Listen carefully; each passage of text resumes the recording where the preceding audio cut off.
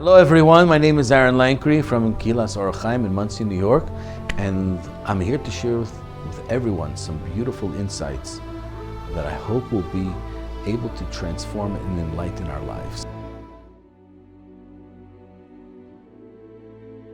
Sukkot, we made it to Sukkot. We all love Sukkot. It's one of the greatest holidays for me, for my family, for my kids. Everyone loves Sukkot. Why are we leaving our houses, going into this makeshift hut with leaves on top for a couple of days? What are we doing? So, Rosh Hashanah is about accountability. Yom Kippur is forgiveness. Sukkot is about love. Love, love, love, love, love, love. We all love, love, love, love, love. Why is it important to have love or to be embraced after forgiveness? You see, many people say, I forgive you, just leave me alone, get away from me. Then there are people that say, forgiveness is a job or act of God. Our job in the military is to facilitate the meeting. No, there's no such thing as forgiveness. I gotta kill you, God should forgive you. There's no such thing as forgiveness. In the Torah world, yes, there's forgiveness. But how do you know if forgiveness is real? How do you know if you've really been forgiven? The answer is, a week later, 4 days later, after Yom Kippur, you bump into the same person. Does he hug you? Does he ingratiate you? Does he express his love to you? If he does grasp you and he does ingratiate you, that means to say he really loves you. That means that he really forgave you. So here we are. We had Rosh Hashanah, accountability. We had Yom Kippur, forgiveness. Sukkot, well, Tosfot tells us a very fascinating thing. That the Sukkah is the Samach, the Chaf, and then the Hey. Right? So you have all the three letters that spell the word Sukkah are also the dimensions upon which a Sukkah is kosher. You can have a 4-walled Sukkah like in a Samach. You can have a 3-walled Sukkah like in a Chaf, or you can have a 2-walled Sukkah and a little bit like in a Hay. Okay, so what does that tell me? So my rabbi explained to me a very fascinating insight. If you wanted to give somebody a hug, how do you give him? You take your arms, 1, 2, 3, 4 walls. That's a hug. Or you can downgrade the hug, and you can have a 3-walled hug. What is the minimum of a hug that you can possibly give a person? 2 walls and a tefach. This is a tefach. So the smallest hug you can give somebody is the hey hug. Hey, how you doing? That's the hey hug.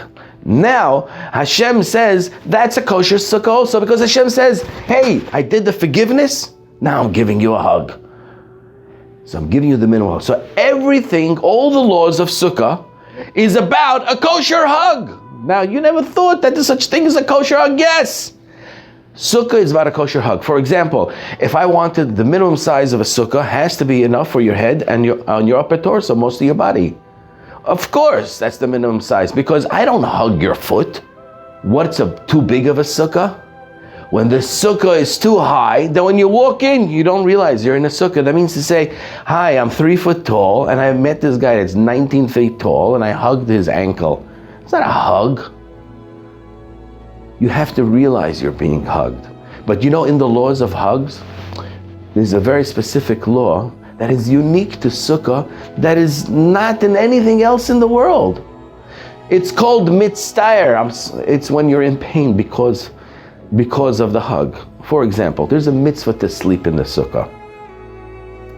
Now, that's because Hashem is saying, hey, you're so yummy, you're so clean, you're so pure, I want to hug you, not I want to cuddle with you. That's how much I love you. And Hashem says, you know what? If it's too painful for you, or if it's inconvenience for you, then you don't have to get the hug. You don't have any other mitzvah in the Torah, like eating kosher.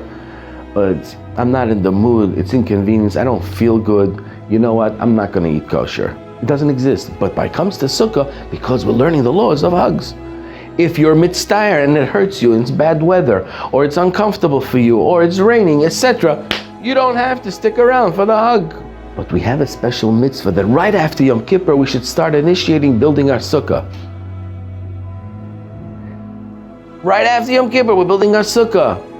Why is that? Because there's another element about the hug and the relationship that's being presented that we deserve the hug. And here's the story. When I was a little boy, I fought with my brother, just like any other boy. We fight with our brothers. Unfortunately, my brother was far more greater than I, and he used to hold me, and I used to swing, he used to grab my head, and I used to and guess what? We had a really rough day, and we fought a lot, and my father came into the room, and we were petrified. And all of a sudden, he started to take off his belt, and then we were in a panic, me and my brother.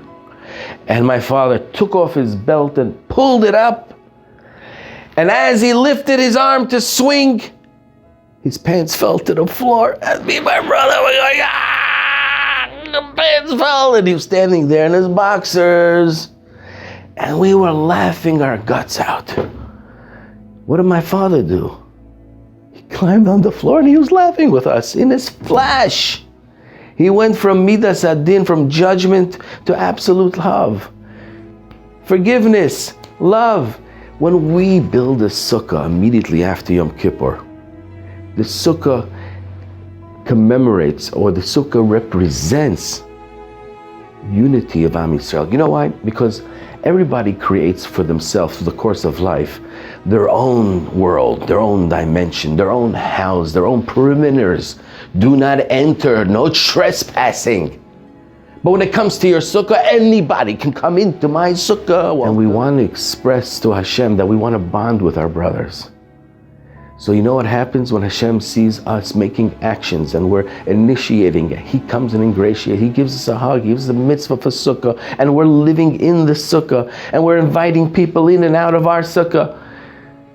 We're having a blast. It's chag simchatenu. We're having simcha. You know what he says? I got to get into the party. So we had our accountability, Rosh Hashanah. We had our forgiveness, Yom Kippur. He builds a sukkah, he's hugging us because he wants to be with us.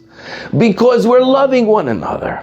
And we're having a blast. So you guys, now you know it. Sukkos, have the blast of your time. Enjoy. Chag Sameach.